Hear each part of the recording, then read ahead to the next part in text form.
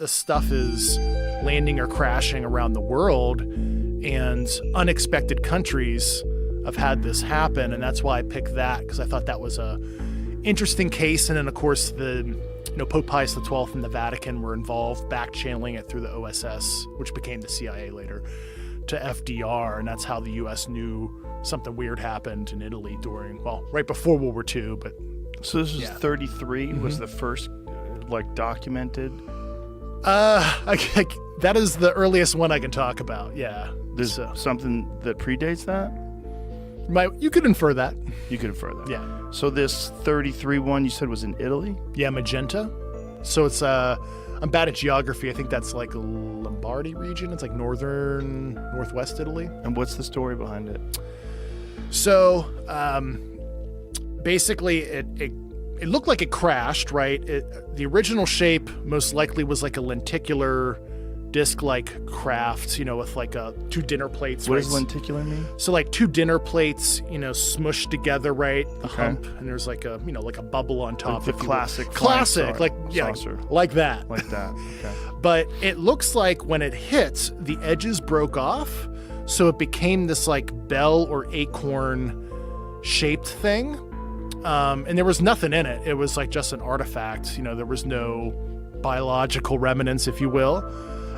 So it's so funny because the Italians were so confused, they actually called up the Germans and they were like, is this one of your Wunderwaffe? Like, what the hell just crashed in northern Italy? After the bombs is when the UFO phenomenon really hyped up. It really increased radically. The Kenneth Arnold sighting, the famous where the term flying saucer was coined, that was in the 1950s. I want to say that's like 52. And then it feels like, I don't know, 10 years ago, talking about being visited by aliens was like absolutely tinfoil. Yeah. And now politicians are asking questions and we kind of want to know more. And yet it feels like it's kind of a news story that wouldn't be surprising now. Right. Well, I think that's the goal. Like, the goal is to normalize it. And if you were a government, we had Hal Puthoff on, who's a physicist who, during the Bush administration, was contracted along with several other scientists to devise a list. This was the mandate. They came to them and they said, here's the issue. We have crashed UFOs and we have recovered biological entities that are not of this world. What would be the pros? And they didn't tell them if this was true or not. They said, what would be the pros of disclosure? What would be the cons? And I want you to attach a numerical value to each one.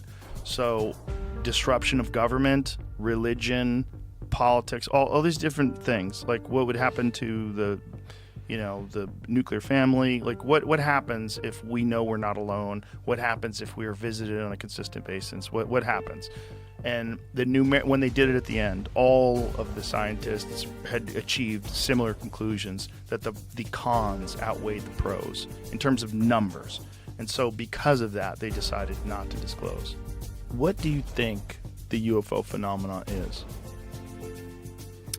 Yeah, so I think, first of all, that there are a lot of different varieties of it. But when we look at, like we were looking at the Francis of Assisi and the kind of historical things and the abductions and things like that, I think that it's been around for a long time, and that these are things that are in communication with us. So what I do in my book, both the books that I wrote about this, is I talk to people who I think represent thousands of people. So each person in the book represents thousands, if not more, maybe many thousands of people who have had experiences and the ways in which they interpret them.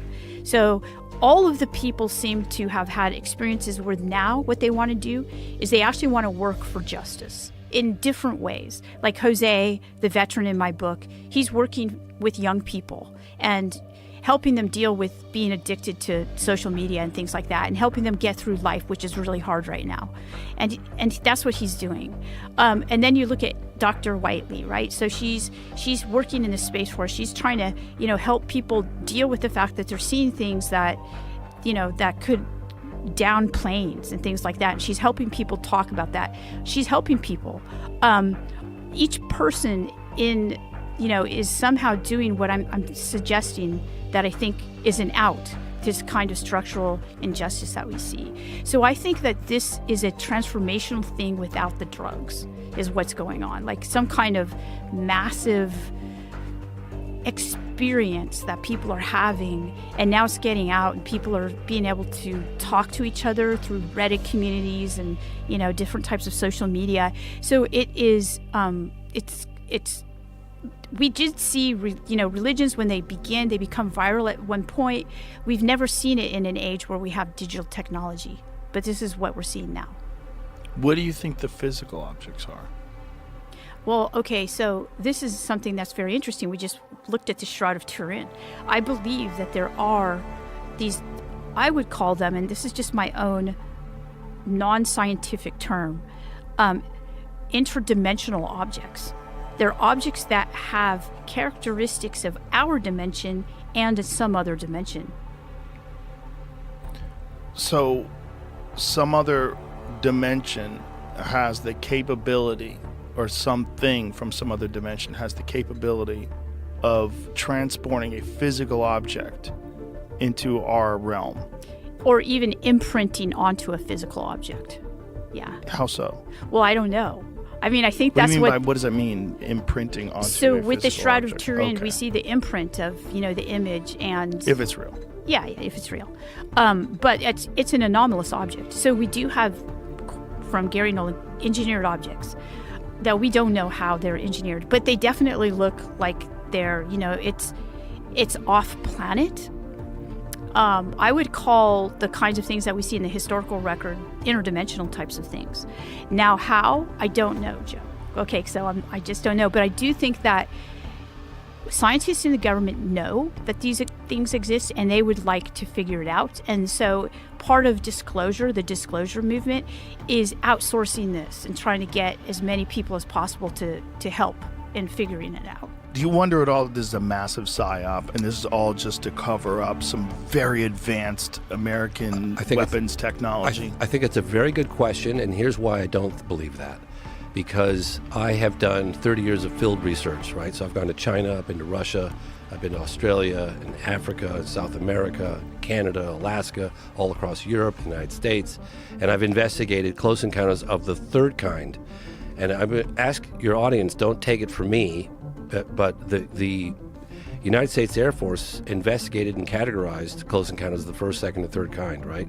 During their official capacity, Project Sign, Project Grudge, Project Great Blue Book. fucking movie, by the way. If you haven't seen it, folks, Close Encounters of the Third Kind, probably the best alien invasion movie of all time. Dr. Hynek has a cameo appearance in that film. Did you know that? I had heard that. Yeah, I so- don't remember who he was, though, but wasn't the Hynek. French guy? Didn't he? Yeah, Jacques Vallée. He's supposed to be Jacques Vallée. Jacques Vallée has a cameo. Well, there's a guy acting his part, but actually, Dr. J.L.N. Hynek, who's the scientific advisor to Project Blue Book all those years for the Air Force, actually has a cameo appearance, smoking a cigar during the encounter. And that's him. right. That's Dr. Dr. right. Hynek. That's right. Yep. Smoking a pipe. Smoking a pipe, and a lot of the cases, right down to Richard Dreyfuss's face being burned by the UFO, those came directly out of Project Blue Book files. Even the description of what the entities looked like. Close Encounters, again, Close Encounters of the Third Kind. This is the United States Air Force documenting this stuff. Yeah. And he took it directly out of Project Blue Book files and made a movie out of it. And as a little wink, wink, nudge, nudge, he has Dr. Hynek have a cameo appearance in the movie. You know what? Most people don't know that. It's a fantastic movie too. It's a great movie. Because it's a movie that's filled with. It's not like standard UFOs land. Like there's some play going on. There's some weirdness to the way they interact with us. That sort of is much more realistic in terms of like the things that people experience. Yeah. They experience interactions, very strange interactions.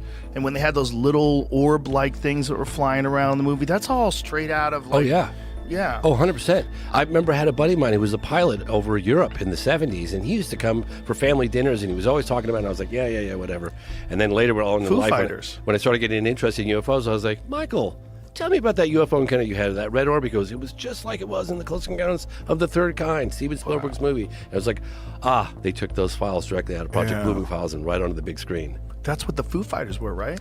Yeah, Foo Fighters too. They had little orbs. Yeah, Yeah, these little orbs. Fighter pilots are flying around. They're seeing these things with them. Well, but let me ask you, and this is why that I don't think it's a PSYOP thing. I don't think it's a PSYOP either. Well, the reason why I don't is because, okay, I don't just believe Grush because he testified under oath and he's a high-level intelligence officer. Well, that's very impressive. I believe Grush because his claims align with my personal research in the field. Remember, I've investigated crash retrieval programs, crash retrieval cases, right? Mm-hmm. And so when I put out Moment of Contact, well, actually, when I went in to put out Moment of Contact, people were going, James, you just dropped one of the biggest, most successful UFO films in terms of transcending the UFO community and penetrating a much broader, more mainstream audience. Are you sure? And this is all publicly available information because some Italian researchers found all these original documents that some people were sitting on for years in Italy.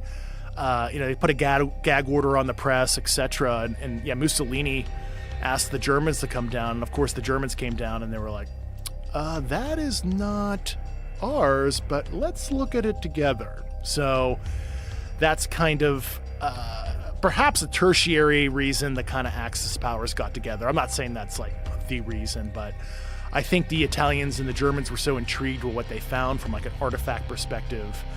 There was at least some scientific and military collaboration during the war, the details of which I'm not sure of, but I know people that know that specific event that are currently still intel officers within this program in detail. But so was there witnesses to the crash or some sort of an understanding that something had crash landed and then they discovered it? Yeah, I forget the precise discovery. I don't know if it was like local police officers or local farmers found it in the field, something like that. I don't want to misspeak. I assume some of the Italian researchers might have some fact witnesses that can orally say, oh yeah, my great-grandfather found it or something like that, but I don't remember. And what was the scale of this vehicle? It was probably like 20 feet by 10 feet, something like that. Not super huge, but kind of big. Do they think that this was a drone? Do they think that this was occupied?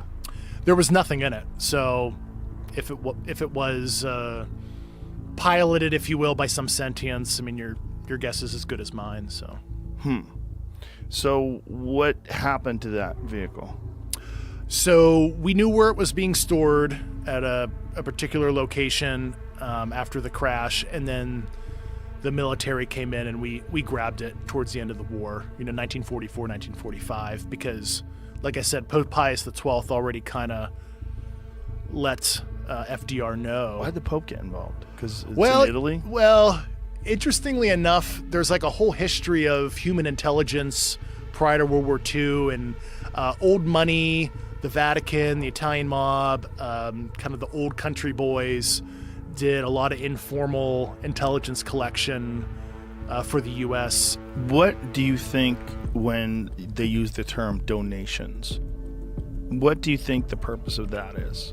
If there is an object that is purposely released into our, like I'm sure you're aware of cargo cults, yes. right? Yeah. So with cargo cults, for people that don't know, there's been some islands during World War I and World War II where planes landed there and they left, and these people, they created these statues of these planes and they worshiped them. And they wanted them to come back. Yes. Yeah, because they got food and all kinds of wonderful things from the planes. Right. And they thought of them as deities. Right. The same way we would think of something from like somewhere else. Yeah. Yeah. So that in my field has been called the cargo cult, the UFO cargo cult, right?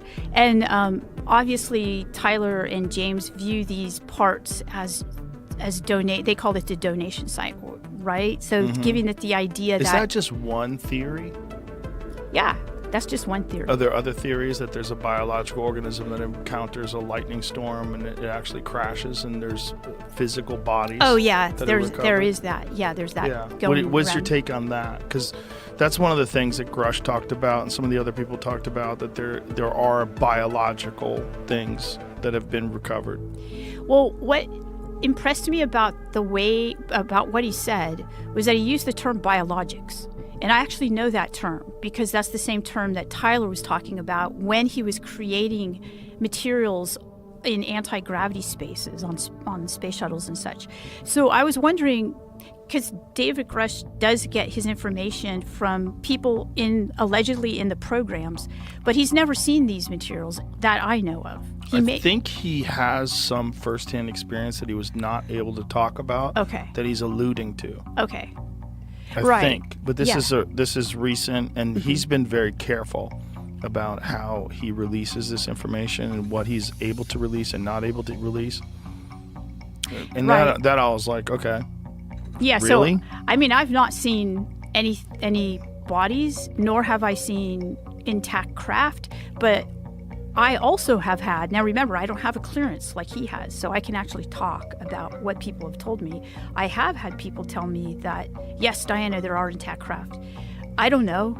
I mean, maybe. So, I don't know, Joe. Have you studied Bob Lazar? Okay, yes, I am always asked about Bob Lazar. Yeah. And I don't know, but I can tell you that people that I've met who are associated with the programs tell me that he's right. You know, human intelligence collection wasn't really formalized until the Office of Strategic Services, the OSS, which became the CIA in 1947. You had, Paul Mellon and all these other affluent guys of all these old money families that basically created the CIA. So that's probably the reason why. So this thing that was recovered, this was the first documented one that the United States had access to? I can't get into Okay. if it was the first or not, but Okay. it was an early one. Very early. Yeah. So it's almost 100 years ago. Yes. And so they take this thing and then they bring it where? Yeah, I can't get into those. Can't get details into now, that. No. Okay. So they bring it somewhere in the Yeah. United States. And was the attempt to try to back engineer this thing? Was the attempt to try to understand what it was? Yeah, I mean, first of it, obviously, it's understanding the situation, right? What do we have our hands on? And like I've said in some other videos and stuff, we took the Manhattan Project secrecy and overlaid it on this issue because that secrecy worked well for atomic bomb developments and whatnots. And certainly this whole program in a nutshell, if I were to summarize the 90 plus years of history, it is a reverse engineering program to garner some kind of insight. And of course, not a lot of the things that we've learned from it are directly, ripped off the technology we found, but it has inspired other innovations that made its way into other U.S. classified programs over the year for national defense reasons. And it's a myriad of different things. So. You got access to Harry Reid and all these intel insiders, and now you want to do that? You're going to tarnish your reputation. It's a bad. Who gave you that advice? A lot of people did. They were. I wish you called me. Well, I was James, you can handle You it. probably heard about Moment of Contact, and then you thought, "Oh, this sounds too crazy." Then No, I eventually you didn't. watched it. No, I thought, I always think a crash and contact sounds crazy. I know it always does, think and that. it does. I always think that. But I would have never told you not to do it. Oh, okay. I would have never told you not Yeah. to do it. You're really good at this. You know how to, you're really good at, explaining But you look at UFO half phenomena. the town talking about it, including the Well, mayor. that's an incredible story. It's an incredible story. It's a And phenomenal story. It's one of those stories where you're like, if everybody's in on this, this is crazy. If everybody's telling it, and there's not one contrarian that comes out and goes, they all told me to lie. I'm not fucking lying. This is stupid. They're doing it for tourism. Oh, not yeah. one person? Come on. There's always some hater. The UFO folklore is that this is where fiber optics were discovered first. Yeah, I'm not going to break the seal on anything we've discovered or anything like that. And it's a place I can't go to. How limited are you Yeah. in what you can discuss and what you can't discuss, and why? Yeah. Why do they let you discuss any of this? Yeah, so anything sensitive that I want to say as it relates to U.S. government activity, whether it be intelligence stuff, military stuff, etc., I have to submit it through what they call DOPSR, DoD Office of Pre-Publication and Security Review. That is something anybody who's been an intel officer, anybody with a clearance, has to submit that kind of stuff. Now, obviously, if you're writing a book about gardening, you don't have to, but if you're going to talk about anything military and intelligence related, you have to submit. So it's kind of a catch-22 for this office, right? They're only looking at it from a security perspective. They're not vouching for it or anything like that. And that's like any author, right? They could write a book about Navy SEALs and they're not vouching for the story. They're vouching that you didn't say any nasty code words. You didn't burn a specific ongoing classified program. And for them, I mean, I'm not in their OODA loop, but certainly it's a catch-22 for them where if they want to redact and they propose a redaction, they're like, hey, Dave, you can't say these sentences. You can rewrite it and resubmit. You know, we can't necessarily tell you what agency said to redact it, but you're not allowed to say this.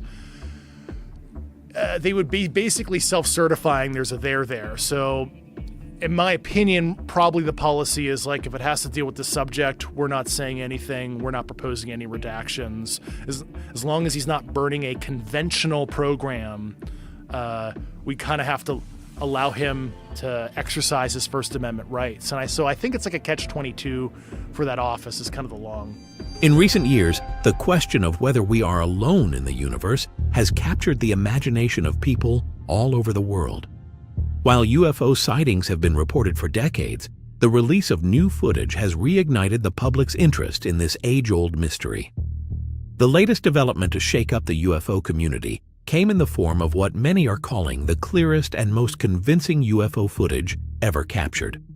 This footage, which shows an unidentified flying object performing highly advanced maneuvers that defy conventional physics, has sparked a firestorm of debate and speculation. And who better to weigh in on the matter than renowned astrophysicist, author, and science communicator Neil deGrasse Tyson? Tyson, who has spent his career explaining complex scientific concepts to the public, has never shied away from discussing UFOs and extraterrestrial life. He is known for his logical, evidence-based approach to such topics, and his perspective on the recent UFO footage has been eagerly awaited by enthusiasts, skeptics, and the media alike. In today's video, we will break down Neil deGrasse Tyson's analysis of the clearest UFO footage yet, examining his thoughts on the evidence, the implications of the video, and what it means for the future of UFO research. Before diving into Tyson's take on the footage, let's first take a look at the video itself and what makes it so compelling. The footage, which was captured by a military-grade infrared camera, shows a highly unusual object darting through the sky at incredible speeds. The object moves with remarkable precision, performing maneuvers that seem impossible for any known aircraft to execute. It changes direction rapidly, accelerates without any visible means of propulsion, and exhibits an almost supernatural level of agility. What makes this footage stand out from previous UFO sightings is the clarity and detail with which it was captured. Unlike many earlier UFO videos, which were grainy or blurry, this new footage is crystal clear. The object is visible in full detail, and the infrared camera allows us to see its heat signature, making it even more intriguing. The footage has been analyzed by multiple experts, including former military personnel, and many agree that the object is unlike anything they have ever seen. Some have speculated that the object could be a top-secret military craft, perhaps developed by a government or private entity. Others have suggested that it might be an extraterrestrial spacecraft, given the way it defies our understanding of physics and aerodynamics. But no matter which theory you subscribe to, the video undeniably raises important questions about what we are seeing and what it means for our understanding of the universe. So what does Neil deGrasse Tyson make of all this? Let's break down his perspective on the footage, starting with his thoughts on the evidence. Neil deGrasse: Tyson's approach to UFO evidence. When it comes to UFOs, Neil deGrasse Tyson has always been clear about his stance. He is not one to jump to conclusions without solid evidence. As a scientist, he places a heavy emphasis on empirical data and rigorous analysis. And he has often stated that extraordinary claims require extraordinary evidence. This is a viewpoint that has earned him both praise and criticism from those in the UFO community.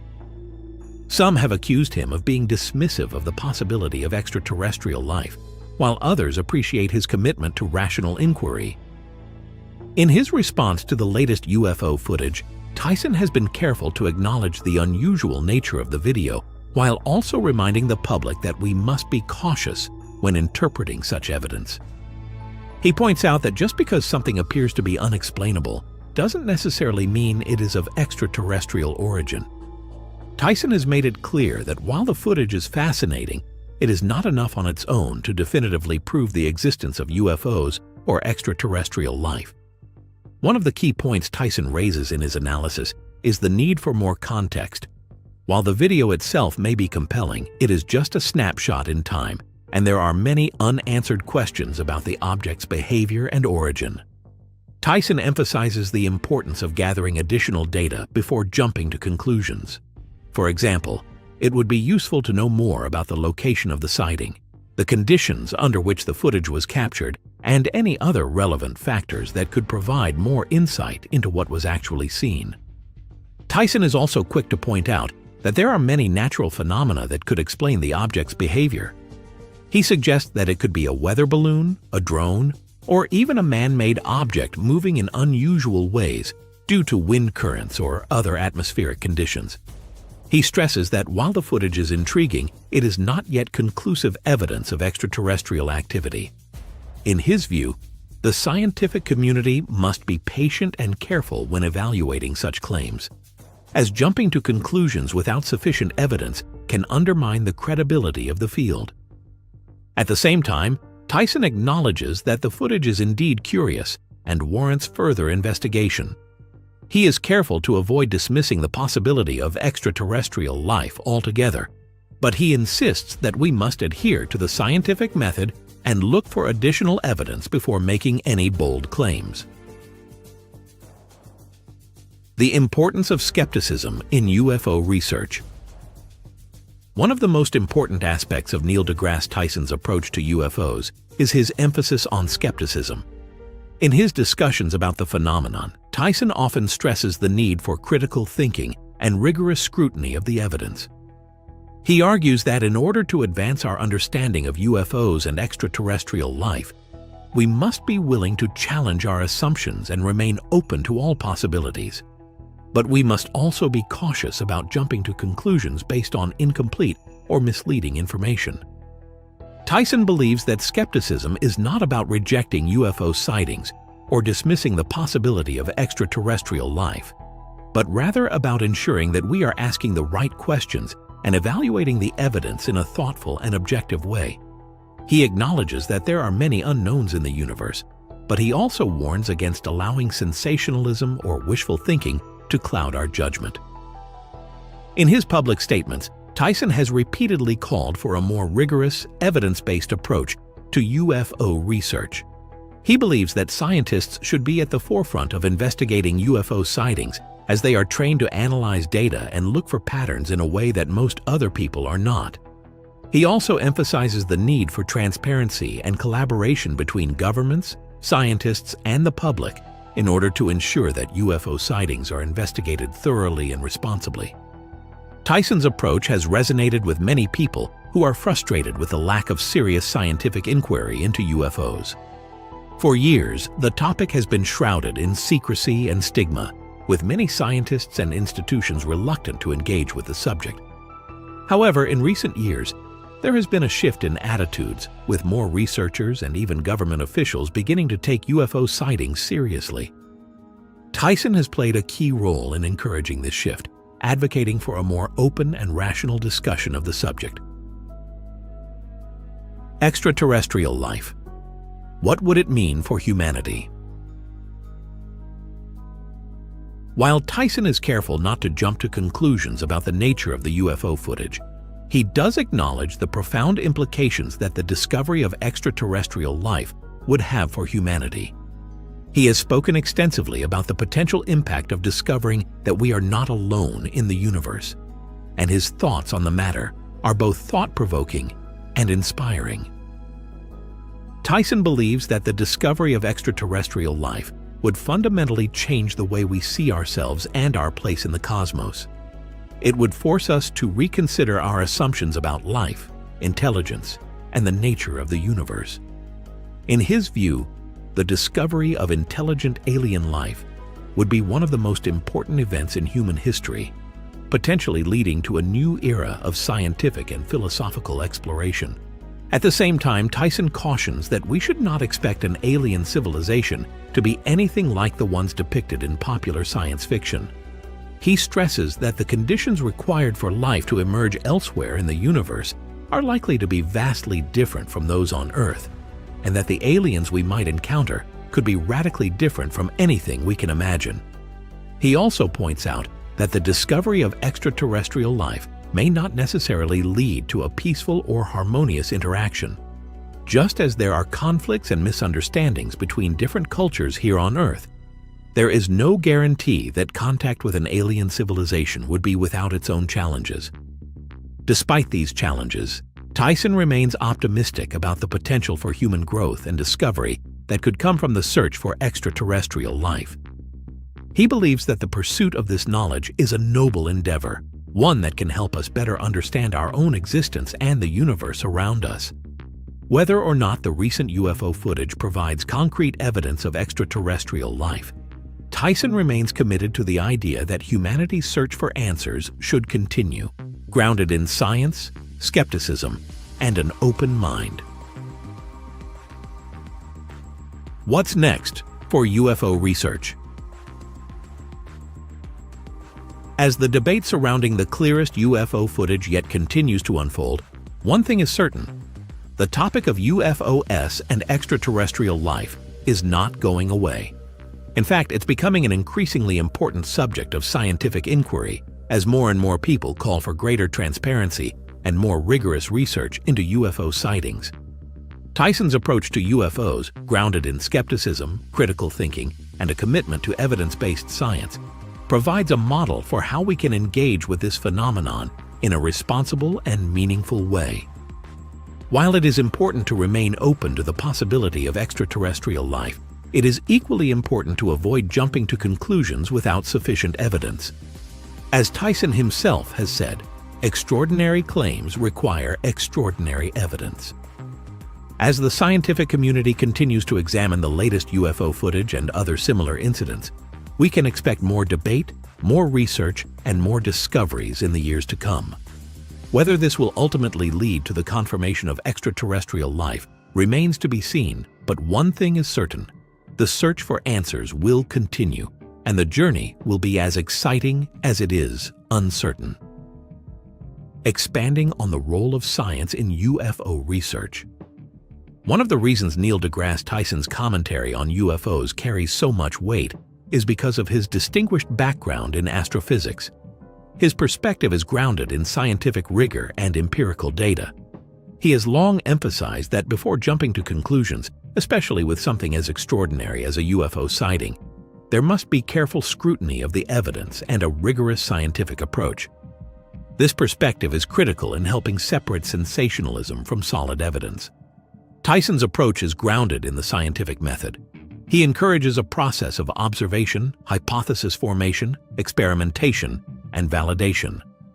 If UFOs are extraterrestrial in origin, they represent one of the most monumental discoveries in human history. But for that discovery to be meaningful, it needs to be substantiated with concrete evidence and repeated observations. This is a crucial point that Tyson makes repeatedly. Scientific discoveries require the same level of scrutiny, whether they are exploring the nature of black holes, the existence of dark matter, or, as we are discussing now, the possibility of extraterrestrial visitors. For instance, even if the object in the UFO footage exhibits behavior that defies conventional understanding, it still requires scientific investigation. What materials was the object made of? How did it interact with the surrounding environment? Could its flight behavior be replicated by known technologies? These are the types of questions that scientists like Tyson would ask to deconstruct such an observation. If the footage is truly as extraordinary as it seems, its analysis must follow a similar line of inquiry, employing everything from physics to engineering to atmospheric sciences. Only by following this detailed process can we hope to uncover the truth. While Tyson has openly acknowledged the possibility of intelligent life existing elsewhere in the universe, He cautions that evidence for such claims should be publicly and thoroughly vetted. Unlike the sensational headlines we often see in tabloids or clickbait articles, a scientific approach demands a thorough examination, peer review, and a well-documented methodology that allows others to come to the same conclusions. This is a central reason Tyson resists calling something proof of extraterrestrial life based purely on visual evidence like UFO videos. Instead, he advocates for the scientific community to approach UFOs with the same level of scrutiny as they would any other extraordinary claim. The skepticism debate. Should we dismiss UFOs? Neil deGrasse. Tyson's comments on skepticism have been some of the most insightful and thought-provoking in the ongoing debate about UFOs. Over the years, Tyson has been consistent in his stance on UFOs, stressing that skepticism is not synonymous with dismissal, but rather an essential component of a thoughtful scientific inquiry. He recognizes that the public is drawn to the mystery of UFOs because it touches on a fundamental question: are we alone in the universe? This is a question that has captivated humankind for centuries, and UFO sightings often serve as tantalizing glimpses of the unknown. Yet Tyson has remained cautious about the rash conclusions some people jump to in response to UFO videos. The key reason for this caution is that there are multiple possible explanations for these sightings, many of which don't require the assumption that the objects in question are alien spacecraft. UFOs, Tyson argues, are, by definition, unidentified. While the footage may be compelling, the challenge is identifying the object in question. Until the object's nature can be properly determined, it remains just that, an unidentified flying object. This does not automatically mean it's alien in origin. In his discussions about UFOs, Tyson often emphasizes how sensationalized claims of extraterrestrial visits have historically clouded our judgment. There are numerous stories, books, and movies that present fantastical accounts of alien abductions, crop circles, and UFO sightings, and while these stories can be entertaining, they often make it harder for the scientific community to engage in rational inquiry. For Tyson, a scientifically rigorous approach to UFOs is crucial, as it helps separate the wheat from the chaff and allows us to investigate the phenomenon in an objective and systematic manner. This approach does not dismiss UFOs or the possibility of alien visitation, but it encourages the scientific community to approach the subject with the same skepticism it applies to other extraordinary claims. Skepticism, as Tyson sees it, is essential for the pursuit of knowledge, as it forces us to question assumptions and test our theories against reality. The search for extraterrestrial life, a broader perspective. The search for extraterrestrial life is one of humanity's greatest scientific endeavors, and it's something that Neil deGrasse Tyson has been deeply involved in throughout his career. Whether through his work on the search for microbial life on Mars, his role in discussions about the Drake equation, or his participation in projects like SETI, Search for Extraterrestrial Intelligence, Tyson has always been a vocal advocate for investigating the possibility of life beyond Earth. Tyson's perspective on the search for extraterrestrial life goes beyond just the question of whether UFOs are extraterrestrial in origin. He's interested in the broader implications of discovering life elsewhere in the universe. For example, if microbial life exists on Mars, what does that mean for the possibility of similar life on other planets? Could we eventually find evidence of intelligent alien life? The discovery of extraterrestrial life would be groundbreaking for science and humanity as a whole, but it also raises a host of questions about the nature of life, intelligence, and even our own place in the cosmos. One of the central questions Tyson raises in his discussions about extraterrestrial life is whether we can even recognize alien life when we encounter it. As he points out, life on Earth is carbon-based, but it's possible that life elsewhere in the universe could be entirely different. It could be silicon-based or involve biochemistry we can't even imagine. This makes it challenging to define what exactly we are searching for and what form it might take. He also emphasizes that extraterrestrial life might not necessarily be similar to what we envision from Hollywood films, such as little green men or large, menacing craft. Tyson is also quick to remind us that the search for extraterrestrial life isn't limited to the distant reaches of the galaxy. There are many places in our solar system where life could potentially exist. For example, the icy moons of Jupiter and Saturn, like Europa and Enceladus, are considered some of the most promising places to search for microbial life. These moons have subsurface oceans beneath their frozen exteriors, and there is evidence that they may have the right conditions for life to thrive. Similarly, scientists have long speculated about the possibility of life on Mars, especially after evidence of ancient water channels and methane gas emissions were discovered by various Mars missions. The idea that life could exist beyond Earth has profound philosophical implications. It would force us to rethink our place in the universe and challenge our assumptions about the uniqueness of life on our planet. Tyson often talks about how the discovery of extraterrestrial life would be a humbling moment for humanity, reminding us that we are not the center of the universe. Such a discovery could foster greater unity on Earth, as the realization that we are not alone could encourage cooperation between nations and peoples. It would also underscore the importance of protecting and preserving life on Earth, as we would be reminded that life is fragile and precious. The impact of UFO research on public perception. The recent release of clear UFO footage has had a profound impact on public perception of extraterrestrial life. What was once a topic relegated to the realm of fringe science and conspiracy theories has become a mainstream conversation. Tyson's thoughtful and measured approach to UFOs has helped shift the narrative, urging the public to consider UFO sightings as legitimate scientific phenomena worthy of study rather than sensationalized entertainment. Part of Tyson's impact comes from the way he frames the conversation. He doesn't dismiss UFOs outright, but challenges the public to consider them through the lens of science and reason. Rather than simply fueling the fire of speculation, he encourages a thoughtful, evidence-based approach. By focusing on rational inquiry and skepticism, Tyson has helped bridge the gap between those who believe in UFOs and those who are more skeptical, opening up a dialogue that focuses on the scientific exploration of the unknown. As more and more military and government officials come forward with reports of UFO sightings, the stigma surrounding the topic is slowly eroding. People are becoming more willing to entertain the possibility that UFOs might represent something beyond conventional explanation. This shift is evident in the growing interest in UFOs among the general public and the media.